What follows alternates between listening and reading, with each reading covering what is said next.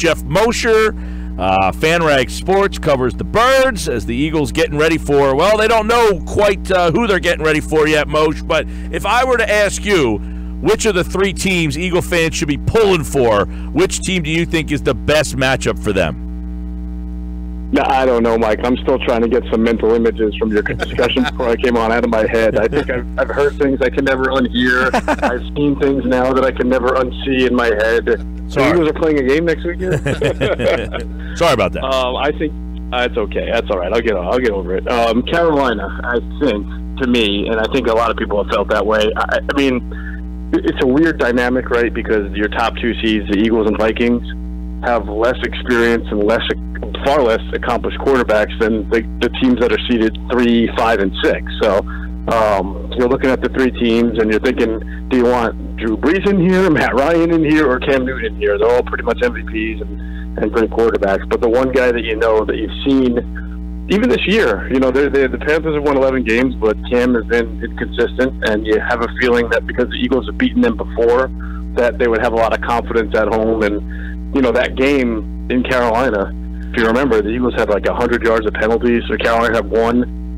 Fletcher Cox was dominating their Pro Bowl guard, Trey Turner. So it would have that turn back the clock feel, and it doesn't guarantee, past results don't guarantee future success. But I think from a confidence standpoint, it would be good for the Eagles if it was Carolina. Geoff, you wrote at FanRagSports.com that the Eagles are going back to the drawing board. Kind of explain your thinking there, because you've heard a lot of people talk about, well, they tried to run the same offense that they ran with Carson Wentz with Nick Foles, and it just isn't working. So are we going to see a different style of offense? I mean, if they go back to the drawing board, what are they really changing? Well, I think what they're going to have to do a couple of things. First, you heard Doug talk about going back to Nick Foles' 2013 offense with Chip Kelly and the high-speed offense. And, the fact that he talked about it so much makes me think that he's trying to make people believe that that's what they're going to do, but probably not. I do think it would help. I think with Nick, the idea is get the ball out of your hand quicker, less thinking, less processing. And also, the benefit of an up-tempo offense is that the other team can't substitute pass rushers. The other team gets a little bit tired. You saw it in 2013. As good as Nick was, I mean, there were a lot of busted coverages. There were a lot of misalignments, a lot of tiring out of defenses that enabled that offense to succeed so well. So I have a feeling that it's a pretty good trick to pull out of the hat if he can do it. But I also have a feeling they'll be game planning against that just in case. I do think that Doug is going to be doing something different that we haven't thought about. I've thought about it a lot. I don't think Doug can kind of coach this team the way it's played the last few weeks and just expect that if you just sharpen some things up, it's going to work. I think you really will have to dig in and find something. I don't know what that something is. I've tossed around my idea, like, what if you play a little wildcat? What if you get Sudfeld in there just to run around a little bit? I do think he's going to have to go creative and try to find something new. Hey, Moshe, Sudfeld, since you bring him up, there were a lot of people that were interested in how Sudfeld came in and threw the ball. Did he open up your eyes at all? Or is the talk about Sudfeld, they should consider him? I mean, how quick do you think the trigger would be that Doug might yank Nick Foles if he struggles? Yeah, it's funny, Pete. There were a lot of people that were really, really impressed with the 0 points that he put on the board in 3 quarters, right? I mean, it was nice that he had a nice arm, and it was nice that he completed 82% of his passes. But at the end of the day, he put 0 points on the board. But things have reached such a low around here that there was a faction of people who thought, hey, maybe you should start this guy anyway. But I think there is some kind of merit to the idea that you have a short leash with Nick Foles. If the first half, no matter what Doug does, no matter what he tries, winds up being an abomination. And even if it's a close game, but Foles is something like 2 of 11, or he's thrown 2 picks, I think that Sudfeld has to be ready. And Doug, certainly, even by talking about it at the press conference, talking about desperation mode, which you don't hear head coaches talk about a lot, you have to think that Doug's not going to be afraid to make that move. Even if it's a one-possession game or close, if Nick Foles is just terrible, to go to Sudfeld and then hope that the element of surprise angle kind of kicks in, and that without any real preparation for Sudfeld, that the Saints or Panthers or whoever it is just gets a little bit rattled by it.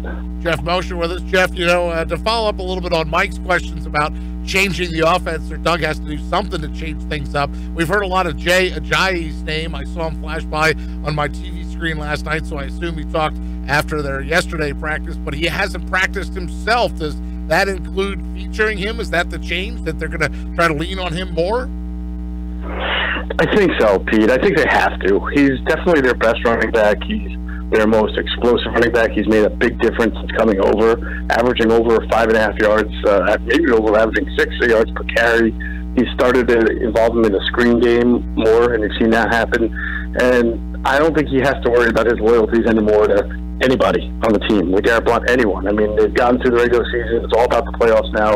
It's all about winning a game, and if it means riding your best weapon, especially now with Nick struggling, and then I certainly can't imagine that using more Jay Ajayi isn't in the game plan. The big thing for this team, guys, is that they need to be that running team again that was in that top 3 of rushing. They need to put Nick in second and short and third and short. As bad as Nick has played the last 2 times he's been out there, I counted it up and wrote a story about it. He's been in second and 10 or longer and third and 10 or longer on something like 40%, 33 to 40% of the snaps against both Oakland and Dallas. That's unwinnable for any backup quarterback. Carson Wentz was unbelievable in third and long because he was Carson Wentz, and he's an MVP candidate. Nick Foles is a backup quarterback, and if you take a backup quarterback and keep putting him in third and longs because of penalties, because your running game isn't effective, then that's what you're going to get, a bad quarterback. Geoff Mosher with us as we talk Eagles football. Eagles off yesterday, and today they'll get back to work on Monday to prepare for who they will know by Monday, who they get to prepare for. So, Geoff, what did you take away from the fact that the players, or at least the Players' Council, went to Doug Peterson and said, hey, we want to be in pads? Like, they went to him, not the other way around. Yeah, I think – oh, I'm sorry, Pete. Yeah, go ahead. I'm sorry if I interrupted you. I think it was a good idea, and I don't think it was – I do think Doug made a mistake. Doug made a mistake in that he was trading reps for rest, right? The last 2 weeks have been very light practices. Last week before the Dallas game was pretty much walkthroughs, and that's fine because I get it. You clinch, you want your team to have that rest, but then you put your offense out there in a game for a quarter expecting it to look good when you really didn't practice a whole lot or practice very physically or do a whole lot. So it's like, how many teams are going to be really like well-oiled machines when they barely practice all week and they just get out there on a 15-degree day against Dallas? It's just it was a difficult proposition. So I understand why the players felt that they needed to get back to where they wanted, a little bit. And listen, I saw practice the other day. They were in pads, but not full pads, and they were not like sitting there doing Oklahoma drills against each other. I think they just wanted that feeling again of a little bit of real football practice. So that made sense. And Doug, I think, was leaning that way anyway. So I don't know if it was one group had to convince the other group of otherwise. I think that they were all on the same page that this is what needs to go on. And I think the Leadership Council just wants to let Doug know, hey, this is okay if we do that because most teams don't go into pads this late in the season. So I think it was important that they said, we're cool with it. And Doug was like, good, we wanted to do this anyway. Geoff Mosher, FanRagSports.com is where you can check out his Eagles coverage, 97.3 ESPN. You also wrote about the offensive problems going beyond Nick Foles. And one of the things I want to follow up on that article was, the wide receivers, the last year, they were a big problem. Now, this year was, hey, they got Alshon Jeffrey, Torrey Smith. I don't know that his numbers are great, but he added something that maybe helped the other guys get open. Nelson Aguilar has really, had a tremendous turnaround. But are they a product of the improvised nature of Carson Wentz's ability and being able to get open because he's running around back there, and they're not as open with Nick kind of standing there staring them down? Yes, really fair point, and I think both are involved. The quarterback change impacts the receivers, but that also the receivers benefited from Carson a bit. His diagnosis of the defense, whether it was the RPOs or just knowing where the blitz was coming and where he wanted to throw the ball, his precision, his accuracy, and then, of course, his ability to extend a play and keep it alive.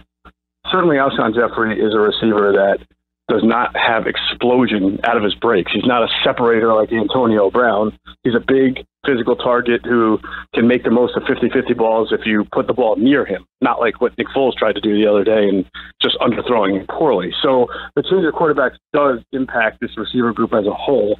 And that's why I think that when people say, just go back to 2013, right, and Chip Kelly run that kind of offense, like, well, you don't really have Deshaun Jackson out there backing safeties off the line of scrimmage 20 yards, creating all that space across the middle for guys like Ertz and Avant at the time and Riley Cooper on those short digs. It's not the same offense. And I do think that I think that this has to be a Nelson Aguilar, Zach Ertz centric attack going forward, because those are the guys, and this is on Doug to really scheme them up and get those crossing routes going, get those pick plays, and anything you can do. Get the running game going and set up play action for those guys, because it's not that I don't think Alshon and Torrey can't make significant contributions, but I think it's going to be more difficult for them to be as effective as they were when Carson was a quarterback. Now, see, this where the 2013 tape would be interesting. You were on the beat at that time, Geoff. Riley Cooper had like a, Pro Bowl-esque season. He was unbelievable that year. And that was a lot of Nick just chucking it up to him and him being a big guy and just going up over smaller defenders a lot of times. There was a lot of strange things that happened. Could they utilize Alshon Jeffries differently? Yeah, I don't know. Like, they've put Alshon in the slot this year at times, which is using him differently than he's ever been used before, and it's been effective at times. They've also did the traditional 3-by-1 format where you get three receivers on the right, Alshon on the left, and against like a single safety set that left a lot of space for Alshon to kind of get in on the slant pass with Carson Wentz. So they use him already unconventionally compared to what he's used in the past. They've turned him strangely into a possession receiver instead of a guy who's making a lot of catches 20 or 30 yards down the field. You raise an interesting question. Maybe there's something that Doug can do with this guy that maybe moving him more into the slot than even before, to just get him closer to Nick, use that size against maybe smaller nickel cornerbacks, or use the speed against linebackers to get him isolated there. There's a possibility.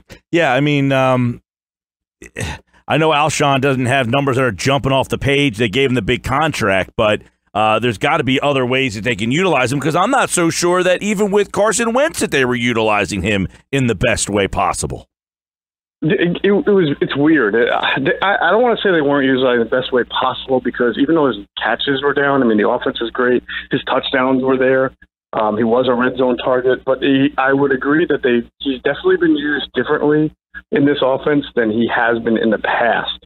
And I guess he didn't mind it because he signed a long-term extension. So I don't know if that's changing, but I agree. It's been an interesting usage of him, and a little bit telltale also. I mean, most teams want big physical receivers who also have that great speed threat, or at least a good enough, like a Mike Evans.